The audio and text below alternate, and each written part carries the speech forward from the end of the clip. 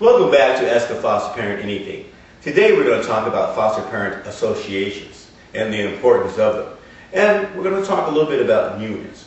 So before we talk about foster parents and foster parent associations and whether or not they should be unionized, let's talk about all the other people who are in child welfare who may have very strong associations and who may be unionized.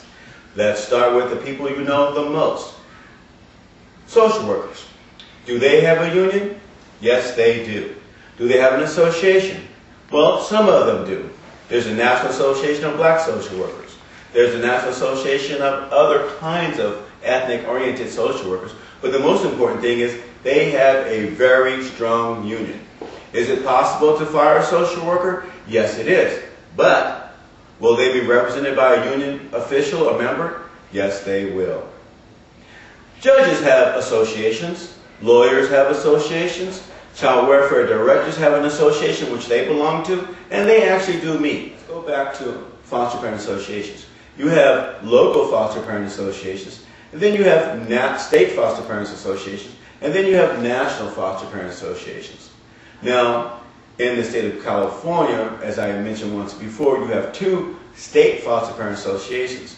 One that's more training oriented and working with people, and the other one is more in your face, and we have some demands and we want those demands to be met, and we want you to follow your own policies and laws. Interesting concept there. In the state of Washington, there is much discussion about unionizing foster parents. But I can tell you on a national level that foster parents have been talking about unionizing for quite a long time, and we have to give kudos for the state of Washington to move forward in that direction.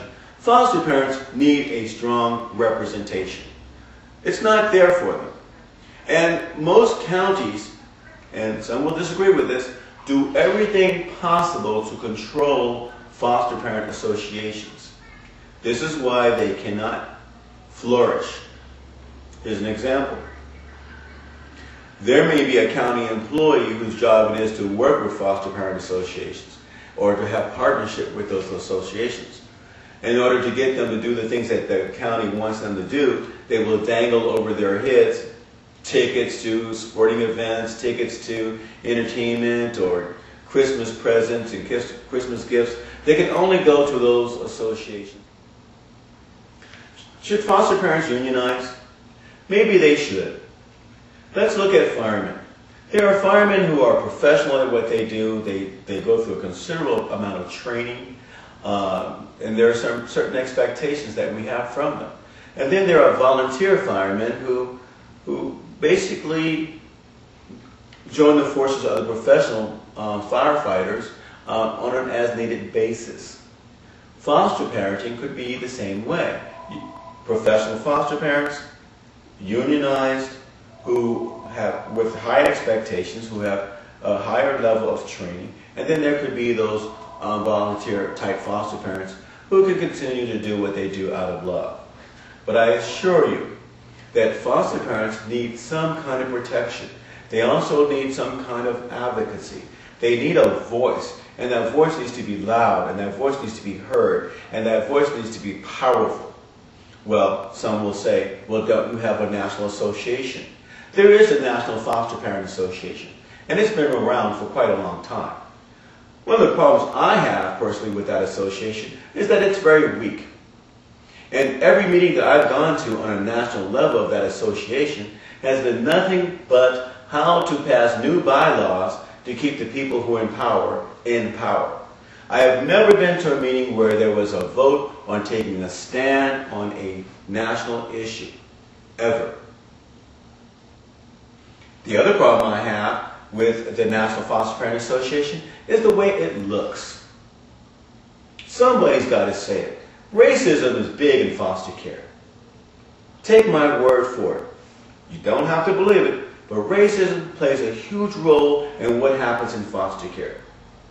Disproportionately, there are far more blacks and Latinos in foster care than there are other ethnic groups. And blacks and Latinos will more than likely stay in foster care a lot longer. Now you'll say, well, that's because there are probably more poor black and Latinos. But you can take the same case the same reason for abuse, if you will. White parent, black parent. This parent's child is staying in foster care a lot longer and will go to foster care, if not to adoptions. This parent may have a better chance at getting their kids back. Look at the numbers. I don't make this stuff up.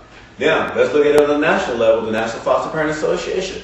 What does it look like at the top? Very white. Who are the most, what ethnic group has the most kids in foster care? Blacks and Latinos. Who are the most foster parents? Blacks. But they don't have a voice.